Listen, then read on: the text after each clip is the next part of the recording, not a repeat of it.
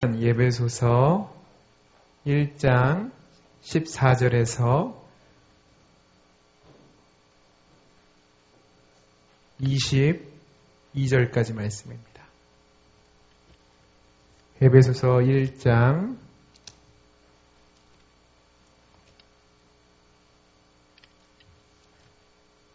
14절에서 22절 말씀 찾으셨으면 제가 한 절, 여러분들이 한 절 교독하시고 마지막 절은 함께 읽겠습니다. 제가 14절 말씀 읽습니다.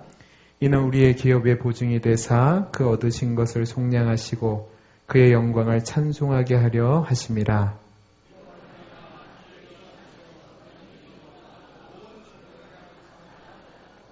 내가 기도할 때에 기억하며 너희로 말미암아 감사하기를 그치지 아니하고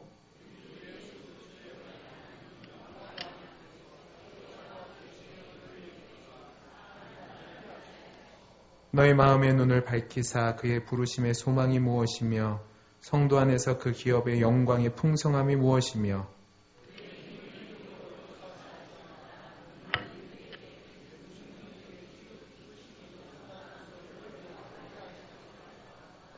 그의 능력이 그리스도 안에서 역사하사 죽은 자들 가운데서 다시 살리시고 하늘에서 자기의 오른편에 앉으사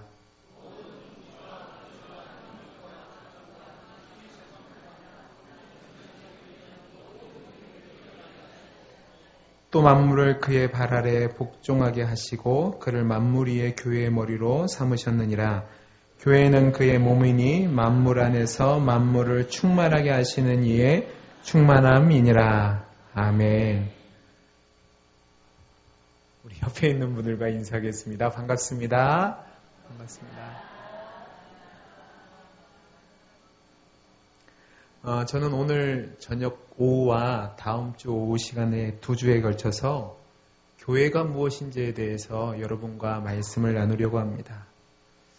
왜 이 말씀을 나누려고 하면 이 교회에 대한 개념을 통해서 제가 여러분들과 함께 목회를 할 때 어떤 방향으로 인도할 것인지에 대해서 말씀을 나눌 것이고 또 중요한 이유는 교회가 우리 성도들을 낳고 기르는 어머니의 역할을 감당하기 때문에 그렇습니다.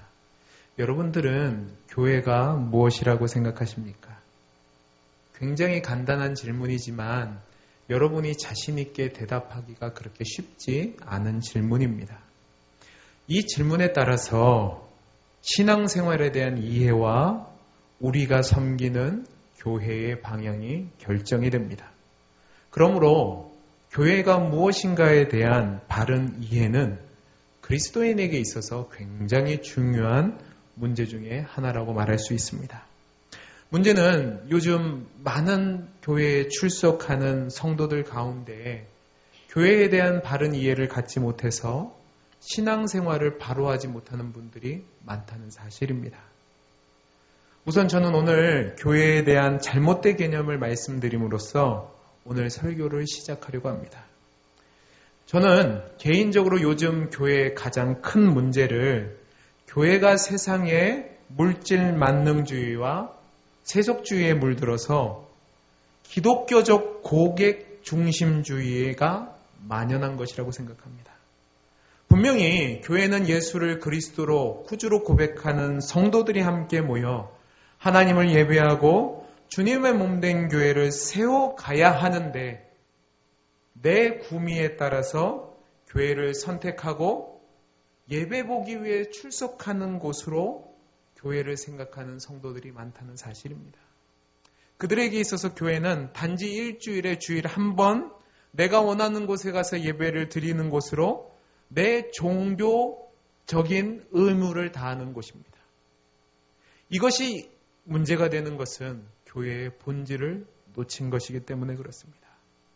그러니까 많은 목회자들이 성도가 꾸준히 증가하고 교회의 각종 프로그램을 돌려서 성도들이 많아지고 또 이것을 하는데 재정이 넉넉해지고 가끔씩 교회에서 사회적인 이벤트를 통해서 사회에 공헌을 하면 그것이 교회의 본분을 다한 것인 양 생각을 합니다.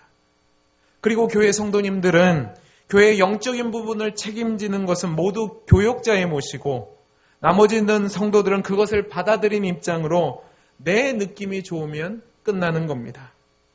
그래서 교회 다니는 신자들이 자신들이 다니는 교회가 단순히 하나의 백화점에 있는 매장으로 생각하고 내 요구를 충족시키는 교회를 찾아 이 교회 저 교회 방황하고 다니고 있습니다.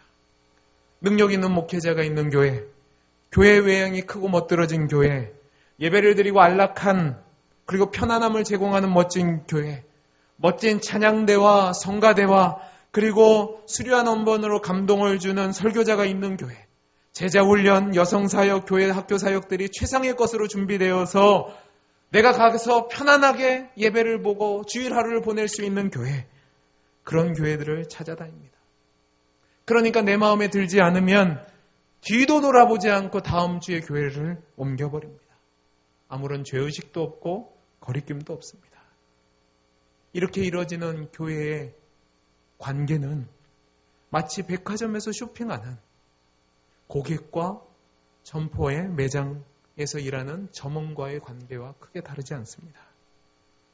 그러니까 많은 성도라고 하는 사람들이 내가 원하는 것을 찾을 때까지 이 가게 저 가게 찾아다니는 것처럼 이 교회 저 교회를 찾아다닙니다.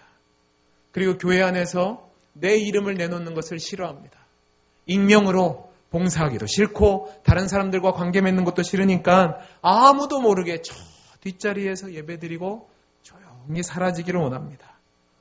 교회 안에서 대화를 나눠도 깊은 마음의 대화를 나누지 않습니다. 차라리 세상에서는 술 한잔 먹고 마음을 터놓고 얘기하는데 교회 안에서는 절대로 마음에 있는 얘기를 하지 않습니다. 왜냐하면 다음 주면 다른 사람들이 다 알거든요. 상대방의 아픔을 함께 나누고 함께 기도하고 사랑을 나누는 진실한 믿음의 공동체를 이루는 것을 바라지 않습니다. 교회 사역에 있어서도 사역에는 조금의 관심도 없습니다. 그들에게 있어서 교회의 사역은 내가 참석하기에 편한 것만 준비되어 있으면 됩니다. 그리고 주일날 하루 있으면 그 다음에 일주일의 삶은 그냥 내 마음대로 살아가는 삶을 살려고 합니다. 하나님 나라의 사역으로 그 사역을 위해서 하나님의 일꾼으로 불렀는데 그리고 하나님의 은혜를 주셔서 그렇게 살도록 명령을 주셨는데 사명을 주셨는데 그것과는 상관없는 삶을 살아가려고 합니다. 그러한 사람들이 원하는 교회 생활의 목적은 화를 면하고 복을 받아서 세상에서 성공하고 경제적으로 안락하고 내 자녀들이 잘 되고 크고 좋은 집에서 멋진 차를 타고 다니면서 이 땅에서 평안을 누리는 겁니다. 여러분은 정말로 이것이 진정한 교회관이라고 생각하십니까? 아마 여기 계신 많은 분들, 아니 모든 분들은 이것이 분명히 아니라고 생각한다고 저는 믿습니다. 그렇다면 무엇이 바른 교회관이고 교회에 대한 개념입니까? 저는 오늘 우리가 함께 읽은 예배소서 말씀을 통해서 성경이 말하는 교회가 무엇이고 또 어떻게 살아내야 하는지에 대해서 함께 은혜를 나누고자 합니다. 이것이 제가 여러분들과 함께 우리 동원교회에서 사역하면서 나아갈 목회의 철학이고 방향이라고 말씀드릴 수 있습니다. 그렇다면 교회가 무엇일까요? 분명한 것은 교회는 건물이 아닙니다. 건물을 예배드리는 장소입니다. 중요한 것은 모이는 장소가 아니라 모이는 저와 여러분 사람들입니다. 교회란 단어를 헬라어 언어로 보면 두 개의 단어를 사용합니다. 첫 번째는 여러분이 잘 아는 단어입니다. 에클레시아라는 단어입니다. 아시죠? 들어보셨죠? 에클레시아는 밖으로 부르심을 받은 사람들의 모임이라는 겁니다. 그래서 교회는 세상으로부터 구별된 사람들의 모임입니다. 이 단어 외에 또 다른 헬라어 단어가 있는데 그것은 퀴리에콘이라는 단어입니다. 이 단어에서 영어의 처치와 또 독일어에서 교회를 의미하는 키루시라는 단어가 나왔는데 이것은 뭐냐면 키리에, 주님께 속한 사람들이라는 겁니다. 제 생각에는 전자라는 의미보다는 후자인 퀴리에콘이 더 교회에 대해서 명확하게 설명하는 것 같습니다. 오늘 본문 말씀을 보면 이 후자가 더 교회의 모습이라는 것을 지지하는 구절이 나옵니다. 우리 20절에서 23절까지 말씀을 다시 한번 같이 읽어보겠습니다. 20절에서 23절 말씀입니다. 시작. 그의 능력이 그리스도 안에서 역사하사 하늘에서 자기의 오른편에 앉히사 모든 통치와 권세와 능력과 주권과 이 세상뿐 아니라 오는 세상에 일컫는 모든 이름 위에 뛰어나게 하시고 또 만물을 그의 발에 복종하게 하시고 그를 만물 위에 교회의 머리로 삼으셨느니라. 교회는 그의 몸이니 만물 안에서 만물을 충만하게 하시는 이의 충만함이니라. 아멘. 이 말씀에서 사도 바울은 하나님께서 그리스도 안에서 역사하사 십자가에서 죽으신 예수님을 부활시키셔서 모든 만물 위에 뛰어난 주로 삼으셨고 그분을 만물 위에 교회의 머리로 삼으셨다고 얘기하고 있습니다. 예수님을 교회의 머리로 삼으셨다는 것은 우리가 그분에게 속한 존재가 되었다는 겁니다. 사도 바울은 예수님이 머리라는 것을, 머리가 되셨다는 것을 설명하기 위해서 에베소서 2장 1절에서 5절에서 이렇게 설명합니다. 들어보시기 바랍니다. 그는 허물과 죄로 죽었던 너희를 살리셨도다. 그때의 너희는 그 가운데서 행하여 이 세상의 풍조를 따르고 공중의 권세 잡은 자를 따랐으니 곧 지금 불순종의 아들들 가운데서 역사하는 영이라. 전에는 우리도 다 그 가운데서 우리의 육체의 욕심을 따라 지내며 육체와 마음이 원하는 것을 하여 다른 이들과 같이 본질상 진노의 자녀이었더니 긍휼이 풍성하신 하나님이 우리를 사랑하신 그 큰 사랑을 인하여 허물로 죽은 우리를 그리스도와 함께 살리셨고 너희는 은혜로 구원을 받은 것이라. 아멘. 이 말씀이 무엇입니까? 저와 여러분이 주로 말미암아 하나님과 원수가 되었는데 긍휼이 풍성하신 하나님이 우리를 사랑하셔서 예수님을 보내주셨고 그 예수님이 우리를 대신하여 십자가에 못 박혀 죽으심고 부활하심으로 말미암아 그 은혜로 우리가 새 사람이 되어서 본질상 진노의 자녀에서 변해서 하나님께 담대히 나아가게 되었고 화목하게 되었고 하나님 안에서 사는 거룩한 백성이 되었다는 사실입니다. 이 은혜를 입은 자들이 모인 곳이 바로 교회입니다. 예수님께 속한, 즉 예수님의 머리 되신 곳이 교회라는 말입니다.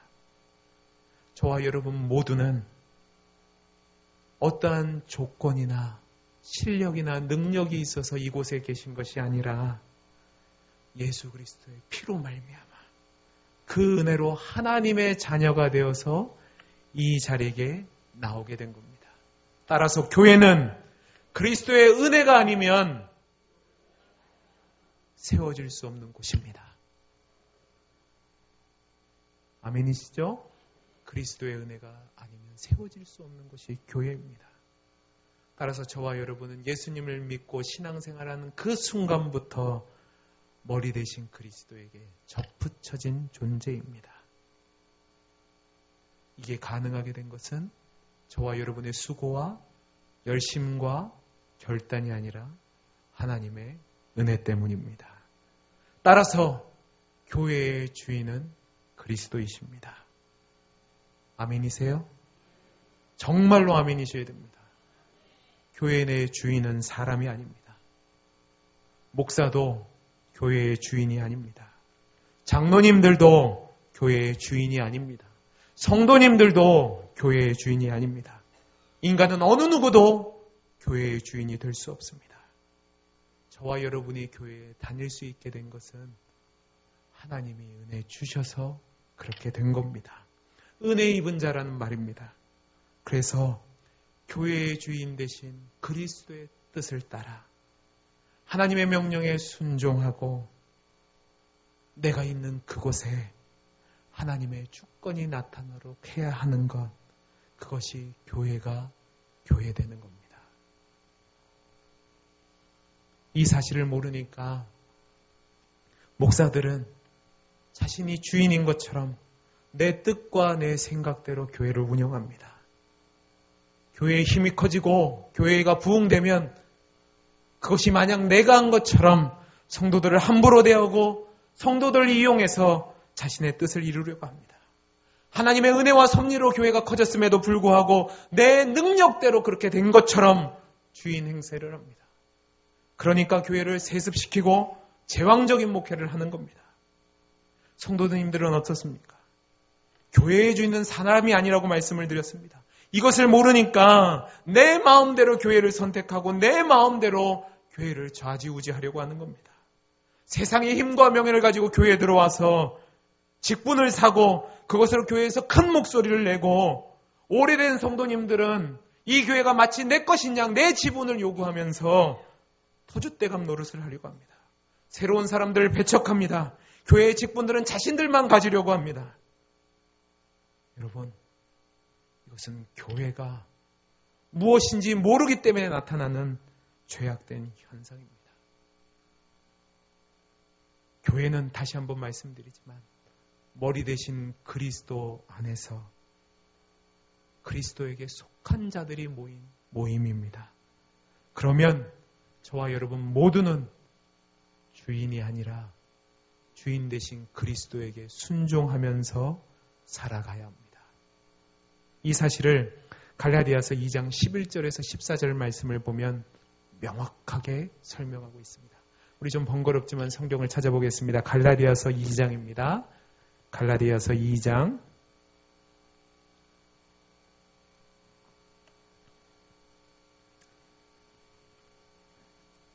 11절에서 14절 말씀을 우리 같이 읽도록 하겠습니다. 같이 읽겠습니다. 시작. 게바가 안디옥에 이르렀을 때에 책망받을 일이 있기로 내가 그를 대면하여 책망하였노라.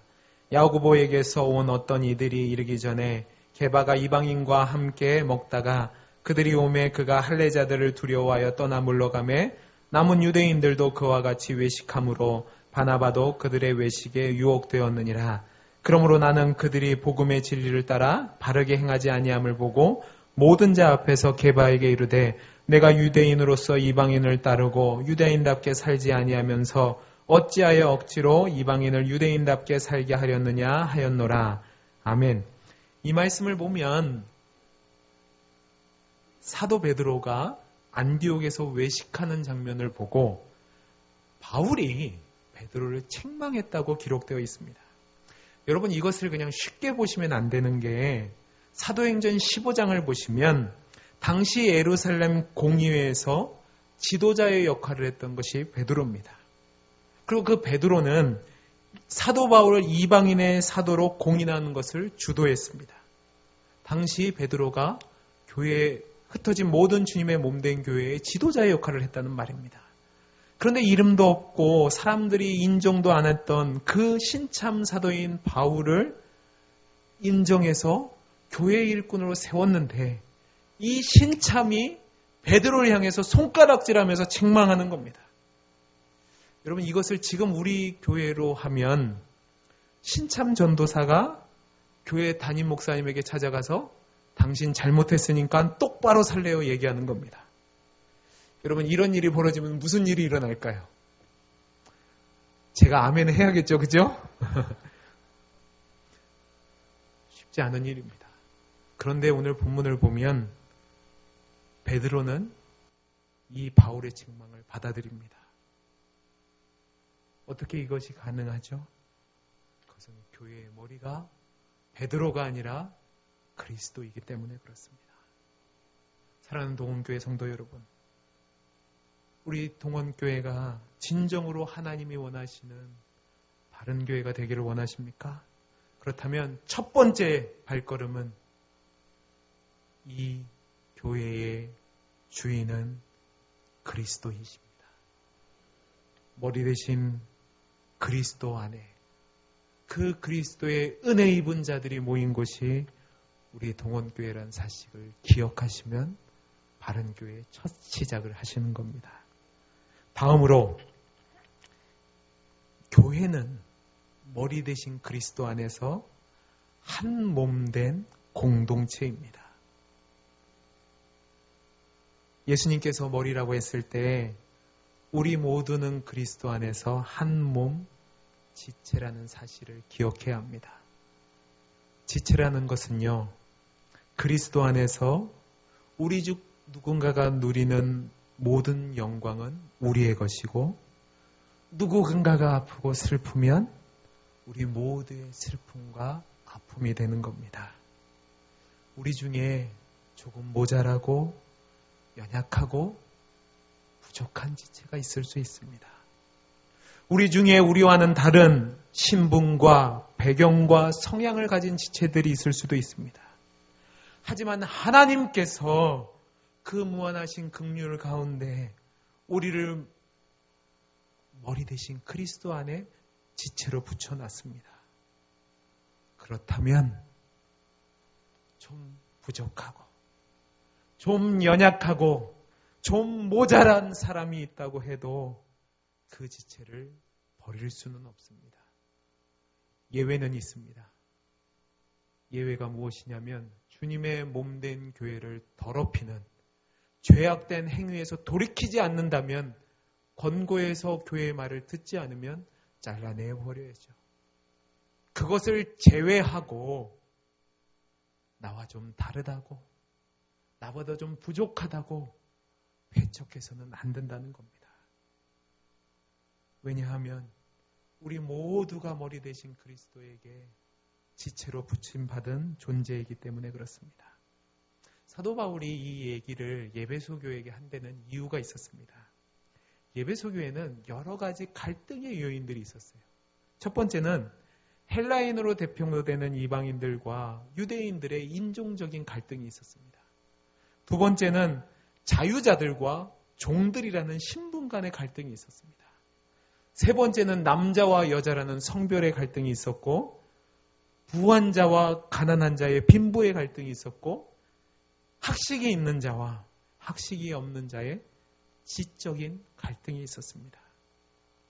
하지만 사도 바울은 너희가 교회라면 머리 대신 그리스도 안에 붙여진 한 몸이라면 그 사이에 갈등이 있을 수 없다는 것입니다.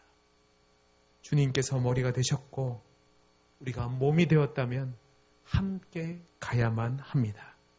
교회는 함께 세워지고 함께 성장하고 함께 주님의 영광을 위해서 나아가야 합니다.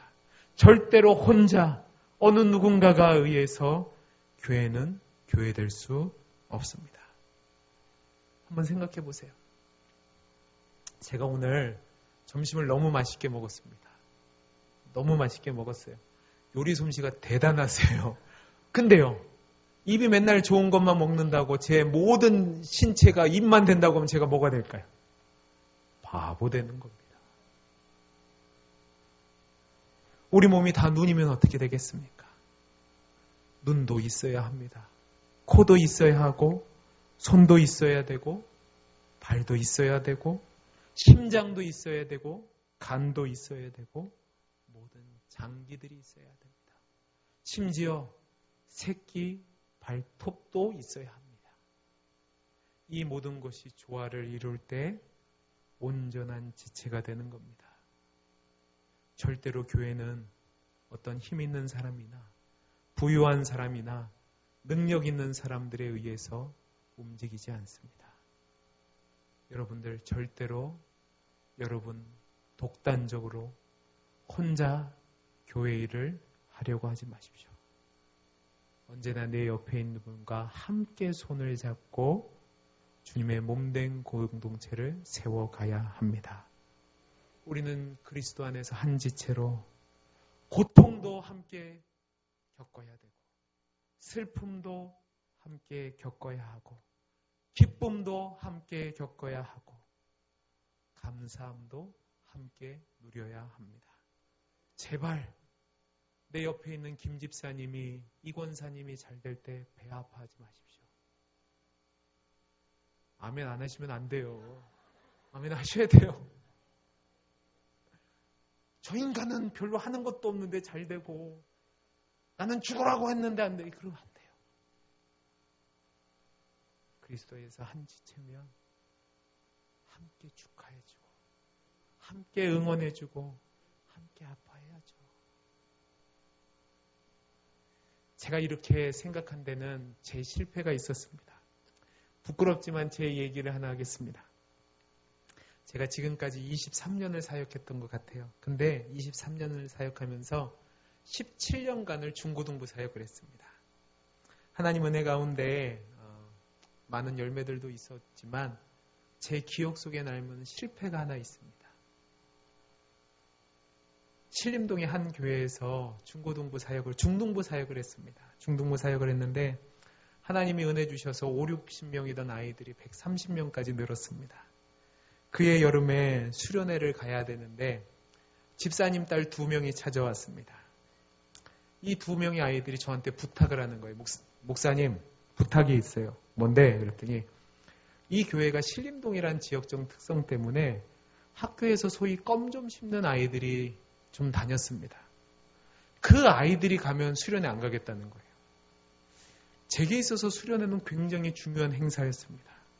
이 수련회를 통해서 아이들이 변화되고 또 아이들이 주님을 만나고 또 하나님의 역사가 되면 더 크게 부흥할 수 있는 데라는 욕심이 생겼습니다. 제가 머리를 굴려봤습니다. 얘네들이 가면 도움이 될까 안 될까? 근데 제가 아무리 생각해도 이 껌 씹는 아이들이 안 가는 게 도움이 될 것 같은 거예요. 그래서 제가 어떻게 한 줄 아십니까? 대놓고 반대는 안 했습니다. 대신 부모님이 허락하지 않으니까 다음 기회에 가자 하고 못 가게 했습니다. 참 나쁜 목사죠.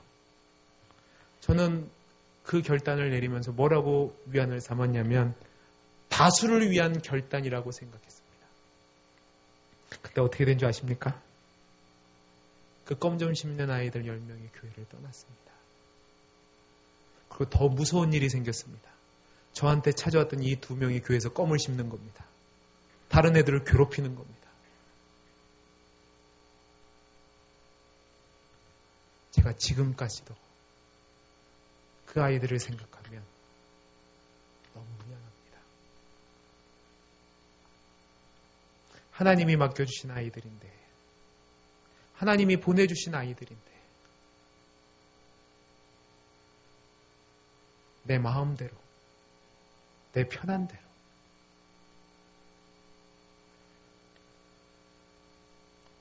제가 얼마나 수준 이하의 목사인지 아시겠죠? 한 영혼을 소중히 여겨야 했는데 그 아이들도 우리 지체였는데 그 아이들이 없으면 잘 될 것 같아서 그랬는데 그게 아니더라고요. 하나님이 포기하지 않았는데 제가 포기한 겁니다. 그래서 그 아이들이 하나님의 은혜와 사랑을 경험하지 못해서 하나님을 떠났다면 제 마음을 평생 상처인 거죠. 혹시 여러분들 중에도 저와 같은 실수를 하는 분들이 계시지는 않습니까? 저 사람만 없으면 교회가 잘 될 것 같으세요? 아니요. 그 지체가 없으면 우리는 장애인이 되는 겁니다. 하나님이 우리 동원교회로 불러주셨다면, 하나님이 그 영혼을 포기하지 않는다면 우리는 포기할 자격이 없습니다.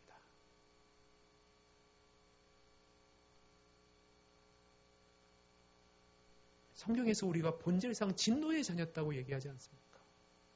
근데 하나님이 우리를 사랑하셔서 그리스도를 보내주시고 우리를 자녀 삼아주셨는데 우리가 무슨 권한으로 한 사람을 판단합니까?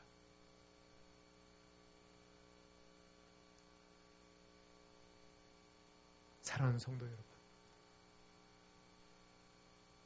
교회는 하나님께서 그 풍성하신 은혜와 긍휼로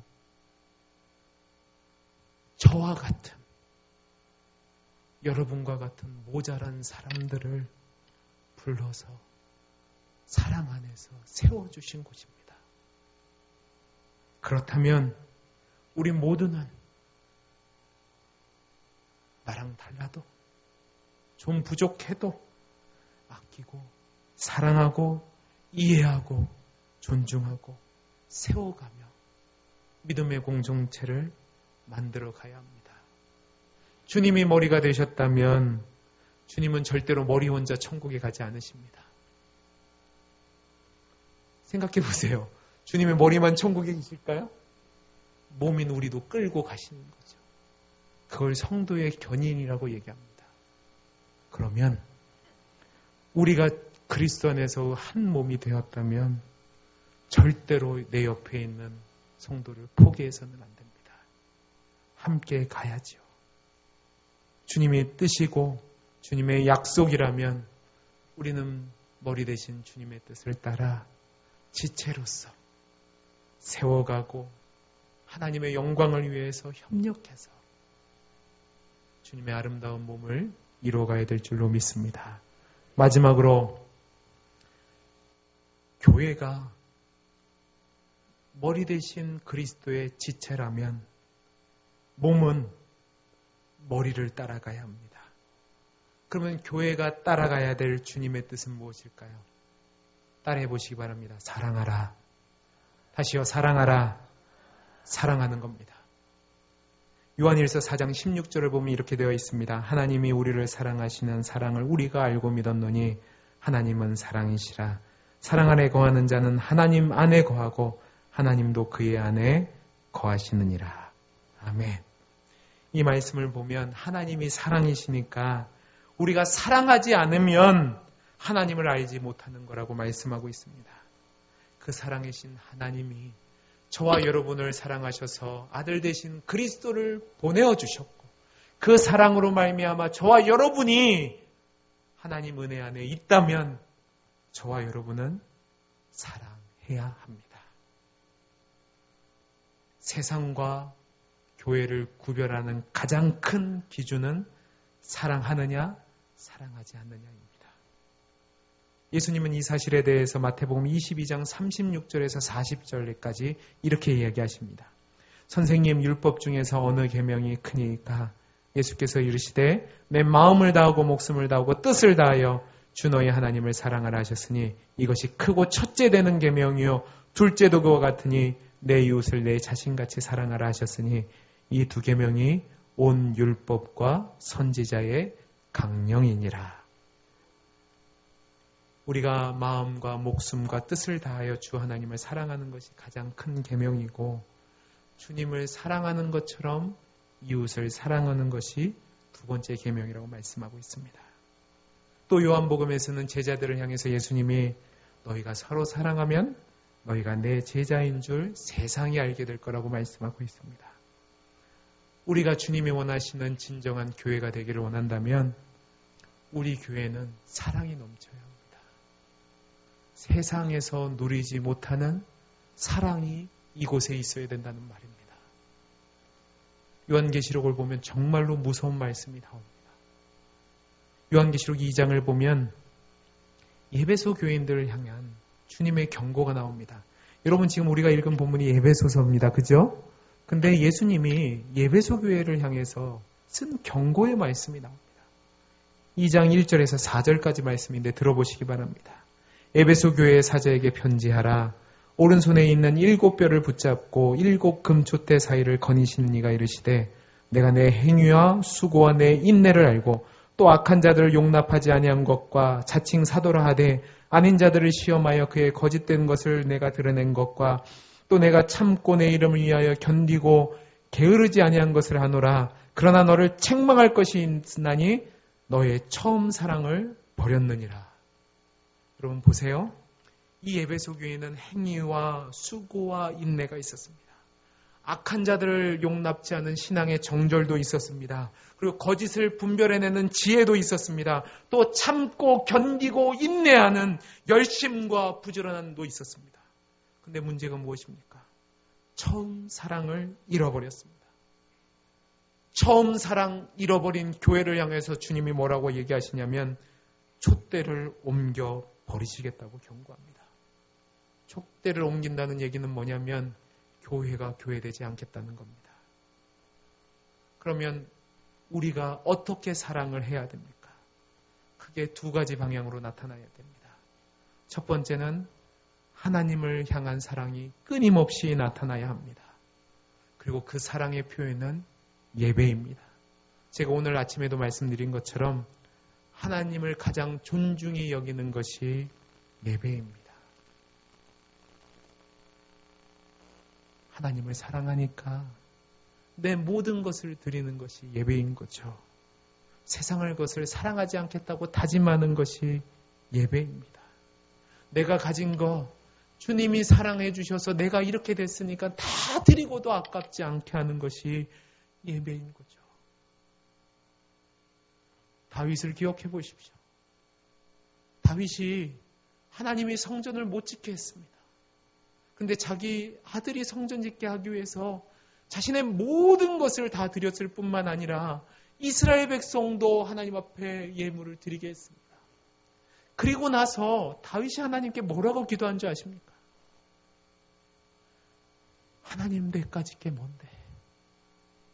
하나님 내가 짓게 뭔데? 이런 은혜를 주셔서 하나님께 이렇게 하게 하십니까? 여러분, 이게 예배입니다. 여러분 정말 주님 사랑하세요? 근데 왜 예배를 소홀히 여깁니까? 앞뒤가 안 맞는 거죠. 직분을 가지면 뭐합니까?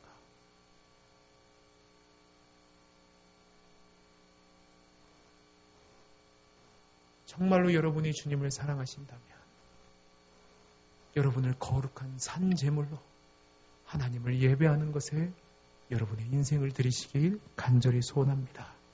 그리고 그 예배는 주일날 드리는 것뿐만 아니라 여러분의 삶의 자리에서 나는 죽고 예수가 나타나는 것이 예배라는 사실을 기억하십시오. 교회는 여러 가지 일들을 할 수 있습니다.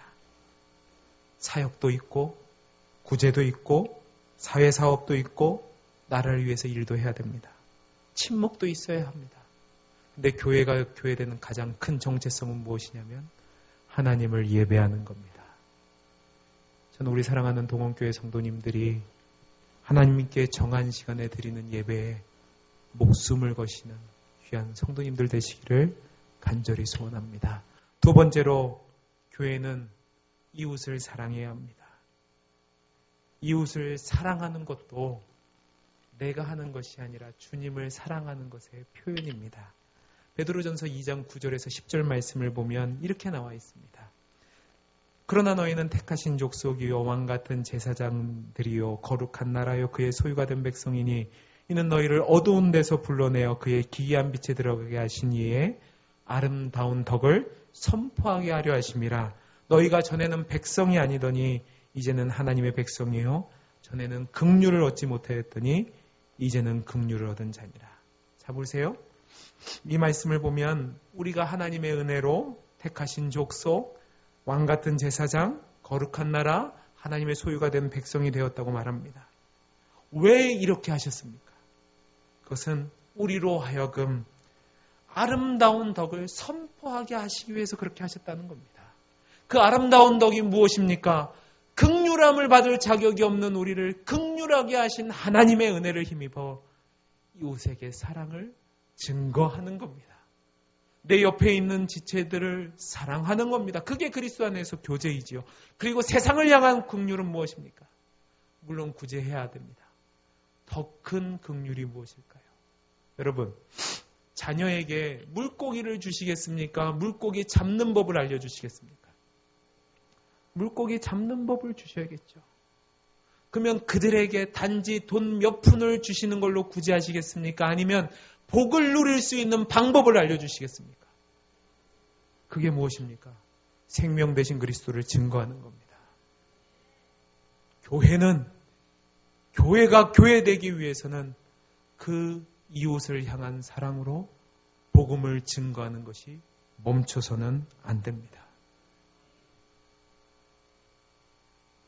우리가 주님을 사랑하고 이웃을 사랑하는 교회라면 잃어버린 저 영혼들을 향해서 우리의 가진 것을 들여 시간과 물질과 정성을 들여 생명을 구원하는 일에 우리가 모두 동참해야 합니다. 이것을 오해하지 마십시오. 교회를 부흥시켜서 이 전을 다 차게 하려는 목적이 아닙니다. 정말로 중요한 것은 저들에게 그리스도를 증거하는 겁니다. 베드로와 요한을 기억해 보십시오. 성전 미문에 앉아 구걸하는 거린을 향해서 돈을 준 것이 아닙니다. 금과 은은 내게 없지만 내게 있는 것 뭐죠? 나사렛 예수 그리스도의 이름입니다. 그 이름을 주었을 때, 그 이름을 믿게 되었을 때 그의 인생이 바뀌게 된 거죠. 근데 문제는 이게 쉽지 않아요. 하나님을 사랑하는 예배도 쉽지 않고 전도도 쉽지 않고 교제도 쉽지 않아요. 그래서 뭐가 필요하냐? 교회는 교육과 훈련이 필요한 겁니다. 잘 하기 위해서 훈련이 필요한 거죠. 자 보세요. 예배, 교제, 그 다음에 선교, 마지막 교육. 이것이 교회의 4개의 표지입니다. 이 사명과 표지를 우리가 갖고 있는 것은 주님을 사랑하기 때문에 그렇게 하는 겁니다. 아멘이시죠?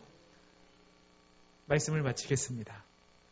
사랑하는 동원교회 여러분, 여러분은 올 한 해 성령을 따라 행하라는 표를 정하셨습니다. 성령을 따라 행한다는 것이 무엇입니까? 머리 대신 그리스도를 따라서 그분이 원하시는 삶을 살아내는 것이 성령을 따라 행하는 겁니다. 그러기 위해서는 나는 죽고 내 삶 속에서 예수 그리스도가 나타내야 합니다.